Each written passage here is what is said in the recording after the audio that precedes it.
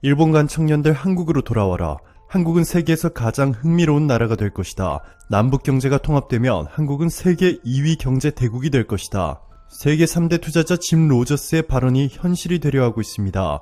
미국 뉴욕에서 열린 유엔 총회에서 기조연설한 문재인 대통령의 종전선언을 제안하는 파격적인 발표를 해 전 세계인들의 주목을 받고 있는데요. 문재인 대통령은 이렇게 말했습니다. 한국은 한반도에서부터 항구적이고 완전한 평화가 확고히 뿌리 내리도록 전력을 다할 것입니다. 그러기 위해 우리 정부는 한반도 평화 프로세스를 꾸준히 추진해왔고 국제사회의 지지 속에서 남북정상회담을 통한 판문점 선언, 9.19 평양 공동선언과 함께 군사합의, 북미 정상회담을 통한 싱가포르 선언이란 역사적인 성과를 이룰 수 있었습니다. 한반도의 평화의 시작은 언제나 대화와 협력입니다. 나는 남북 간, 북미 간 대화의 조속한 재개를 촉구합니다. 대화와 협력이 평화를 만들어낼 수 있다는 것이 한반도에서 증명되기를 기대합니다. 나는 2해 전 이 자리에서 전쟁 불형과 상호 안전 보장, 공동 번영을 한반도 문제 해결의 3가지 원칙으로 천명했습니다. 지난해에는 한반도 종전선언을 제안했습니다. 종전선언이야말로 한반도에서 화해와 협력의 새로운 질서를 만드는 중요한 출발점이 될 것입니다. 나는 오늘 한반도 종전선언을 위해 국제사회가 힘을 모아주실 것을 다시 한번 촉구하며 남북미 3자 또는 남북미 중 4자가 모여 한반도에서의 전쟁이 종료되었음을 함께 선언하길 제안합니다. 한국전쟁 당사국들이 모여 종전선언을 이뤄낼 때 비핵화의 불가역적 진전과 함께 완전한 평화가 시작될 수 있다고 믿습니다. 마침 올해는 남북한이 유엔에 동시에 가입한 지 30년이 되는 뜻깊은 해입니다. 유엔 동시 가입으로 남북한은 체제와 이념이 다른 2개의 나라라는 점을 서로 인정했습니다. 하지만 결코 분단을 영속하기 위한 것이 아니었습니다. 서로를 인정하고 존중할 때 교류도, 화해도, 통일로 나아가는 길도 시작할 수 있기 때문이었습니다. 남북한과 주변국들이 함께 협력할 때 한반도의 평화를 확고하게 정착시키고 동북아시아 전체의 번영에 기여하게 될 것입니다. 그것은 훗날 협력으로 평화를 이룬 한반도 모델이라 불리게 될 것입니다. 라고 말이죠. 자, 그런데 여러분들도 아시다시피 한반도에서 남과 북이 전쟁을 완전히 종료한다는 종전선언이지만 우리는 이를 현실화하기 위해서는 미국의 동의가 필요합니다.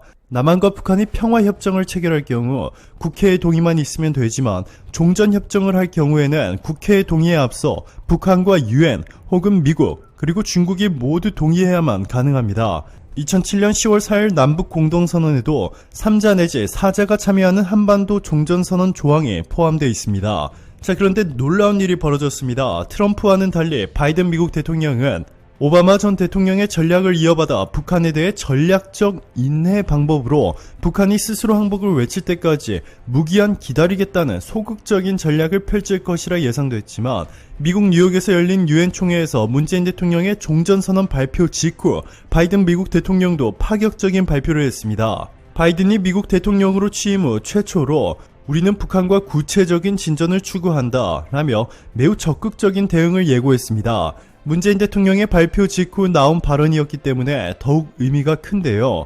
눈에 띄는 것은 구체적 진전을 추구한다는 언급입니다. 탄도미사일 발사 등으로 조금씩 대미 압박 수위를 높이고 있는 김정은 북한 국무위원장을 향해 대화 재개를 통한 구체적 성과 마련을 공개 촉구한 것으로 풀이됩니다. 북한 주민의 삶을 개선할 실제적 약속의 필요성을 거론한 것은 바이든 행정부가 대외 정책의 중심에 인권을 두고 있는 상황과 무관치 않아 보입니다. 북한과의 대화 재개를 위해 한국 정부와 대북 인도적 지원을 모색하는 바이든 행정부의 입장이 반영된 발언이라는 해석도 가능합니다. 실제로 이미 미국 의회에서는 6.25 전쟁 종전선언 및 평화협정 체결 그리고 북미 연락사무소 설치를 촉구하는 법안이 발의됐습니다. 엄청난 속도인데요. 종전선언 추진과 한미동맹 강화 관련 결의안이 의회에 제출된 적은 있지만 법안 형태로 나온 것은 이번이 처음입니다. 미 하원 외교위원회 소속 브래드 셔먼 민주당 의원은 20일 한반도 평화 법안을 발의했다고 밝혔습니다. 같은 당 소속이자 한국계인 앤디 김 하원을 비롯해 로칸나 그레이스 멍 의원이 공동 발의자로 참여했습니다. 법안은 국무장관은 북한, 남한, 미국 사이의 전쟁 상태에 대한 공식적이고 최종적인 종식을 구성하는 구속력 있는 평화협정을 위해 남북과 긴급한 외교적 관여를 추구해야 한다고 주문했습니다. 6.25 전쟁 정전협정의 평화협정으로의 대체와 항구적이고 굳건한 평화체제 구축을 위해 미국이 관여하는 회담을 적극 추진하겠다는 남북 정상의 2018년 4월 27일 판문점 약속을 감안해야 한다라는 것입니다. 법안은 국무장관에게 법률 제정 180일 이내에 한반도의 항구적 평화협정 달성을 위한 명확한 로드맵을 기술한 보고서를 상원과 하원 외교위에 제출하도록 했습니다. 법안은 또 국무장관은 북한과 미국의 수도에 연락사무소를 설치하기 위한 북한과의 협상에 돌입하려 노력해야 한다라고 강조했습니다. 2018년 6월 12일 싱가포르에서 평화와 번영을 위한 양국 국민의 염원에 따라 새로운 북미 관계를 수립한다 라는 합의가 포함된 북미 싱가포르 공동성명을 고려해야 한다는 것입니다. 평양과 워싱턴에 각각 미국과 북한의 연락사무소를 설치하는 문제는 북미 국교 수립의 전 단계로 계속해서 거론되었지만 진척은 없었습니다. 법안에는 6.25 전쟁 종식을 위한 외교적 노력, 미국 내 이산가족 상봉을 위한 북한 여행 금지 조치 전면 재검토 방안도 담겼습니다. 역사상 단 한 번도 보지 못한 수준으로 미국이 이렇게 한국과 북한에 적극적인 태도를 보이자 세민한 일본은 귀신 씨나라 까먹는 소리만 해대고 있습니다. 한 일본 매체가 지난 9일 북한 정권 수립 기념일 행사 때 모습을 드러낸 김정은 국무위원장의 대역일 수 있다는 의혹을 제기했습니다. 도쿄신문은 작년 11월 체중이 140kg대로 알려졌던 김 위원장의 모습과 지난 9일 살이 빠진 그의 모습을 비교하며 다이어트를 한 것인지 대역을 내세운 것인지 억측이 난무한다고 전했습니다. 신문은 또 행사 당시에 김 위원장의 연설을 하지 않은 점이 대역설을 뒷받침하는 증거라는 전문가 발언도 소개했습니다. 너무나 신빙성도 없는 황당한 주장이죠. 미국 보수 싱크탱크를 방문한 박영선 전 중소벤처기업부 장관은 미국에서의 한국에 대한 평가에 전율을 느꼈다. 브리핑 시간 동안 살짝 전율이 느껴지는 순간이 있었다. 5G 시대 브리핑 중 대한민국이 수없이 언급되면서 5G 시대에서 가장 앞서가는 나라 대한민국, 뒤처진 국가로 일본을 지목하던 순간이다. 원지 시대를 이끌던 일본, 하지만 5G 시대를 이끄는 대한민국, 중국, 미국이다.